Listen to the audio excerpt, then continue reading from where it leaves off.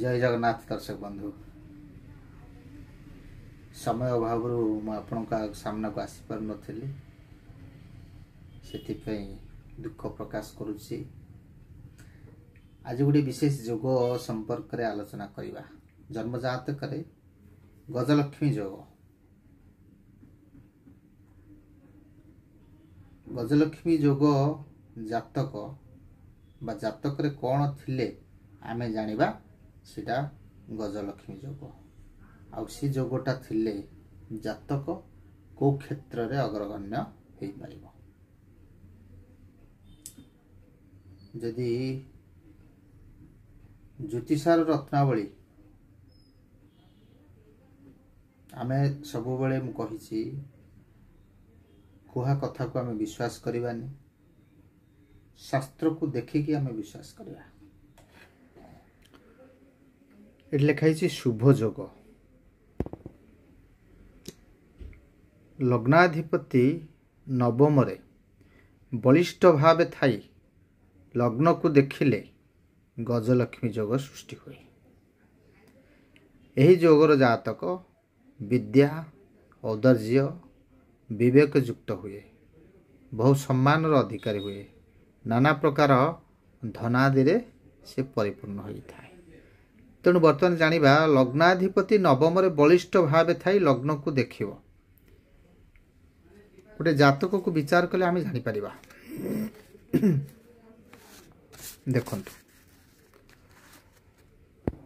ये तर गोटे जातक गोटे कुंडली आमे नैचे। लग्न जोठी देखिबे कुंडली रो एभली कुंडली जोठी थिबो जोठी लग्न ल लिखाई तो सेटा होछ लग्न। लग्नाधिपति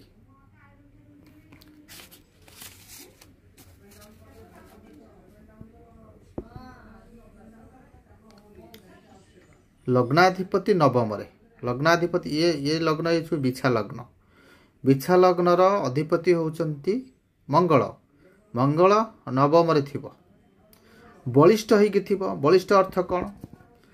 बलिष्ठ अर्थ आपणकर डिग्री बल अधिक थिबो बा उच्च जगह हेतिबो बा निज घर हेतिबो, तेबे जाइकिरी लग्नाधिपति बलिष्ठ बोली आमे विवेचना करिबा। ये क्षेत्र रे ये जातक रे देखंतु जदि बा लग्नाधिपति नवम रे अछंती भाग्य स्थान रे अछंती किंतु ये जगह मंगलंकर नीच घर। उच्च घर कोटा ना एपट्टा एठी जदि थांते तबे उच्च होइता ना, जेहेतु एठी अछंती तेने नीच घर। तेनु मंगल बलिष्ठ होइकिरी रही नाहांती।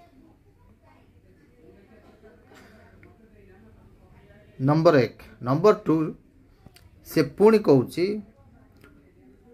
यही जो बलिष्ठ भावे थाई लग्न को देखिले लग्न को देखुथिबो, अर्थात मंगलंकर दृष्टि होची चतुर्थ को सप्तम को एवं अष्टम को। धर मंगल एठी अवस्थान करी 1 2 3 4 चतुर्थ भाव को देखिबो। तेणु चतुर्थ भाव लग्नर भाव नुह। जदि ये भाव को दृष्टि दे था तेबे से योग सृष्टि होता। तेणु ये जातक से भली योग सृष्टि हो नाही।